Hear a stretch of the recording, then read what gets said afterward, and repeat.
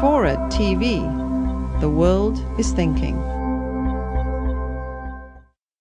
The Bush family has had a number of documented business relationships or investments that overlapped with the bin Ladens.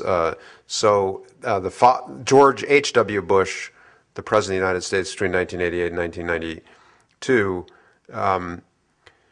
was a promoting partner or principal of a private investment firm called the Carlyle Group that solicited investments from the bin Laden family and won those investments to the multi-million-dollar scale. But these were like hedge fund investments, so you essentially put your money into a fund and you expected the Carlyle Group to reward you with a return.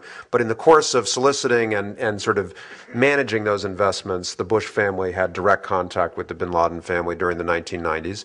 And James Baker, who was George H.W. Bush's Secretary of State, also seems to have represented the bin Laden family in the 1990s at the time when Bucker's branch of the family was trying to decide how to manage its interests in the United States as Osama went off the reservation. And in particular, they were being requested by the FBI and the U.S. Embassy and the Central Intelligence Agency for cooperation in the emerging effort to get at Osama. And the family seems to have provided some cooperation, but as you'll see in the book, which I hope you'll read, there remained disputes among those involved about how cooperative the family really was. And in particular, some of the FBI agents involved in the investigation and the CIA officers involved in the investigation blamed the lawyers that the bin Ladens acquired for sort of thwarting their efforts to get a fuller understanding of what they were dealing with. And Baker seems to have been one of the lawyers that the bin Ladens consulted in this time for advice. And they were concerned, for instance, about Treasury Department sanctions that might freeze the family's money as a way to either punish Osama or because there had been some fact-finding of family culpability.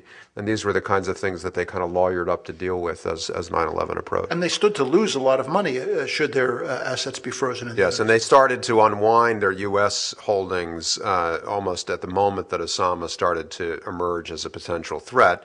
And by the time 9/11 came, they really didn't own the kind of look, their U.S. investments, while extensive and in some cases entertaining, were never a very great share of their fortune. But that which they did have here, they pulled out, excepting the Carlyle Group, which they continued to have an investment in. In fact, Osama's half-brother Shafiq was in the Ritz-Carlton in Washington, D.C. on the morning of 9/11 when the planes went into the Pentagon, and he was at an investors conference for Carlyle.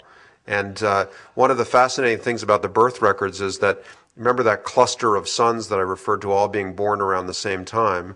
Well, Shafiq seems to have been born within weeks of Osama in 1958. They were both singleton sons. So on that many years later, one of them's in the Ritz-Carlton and the other one's sending a plane into Washington.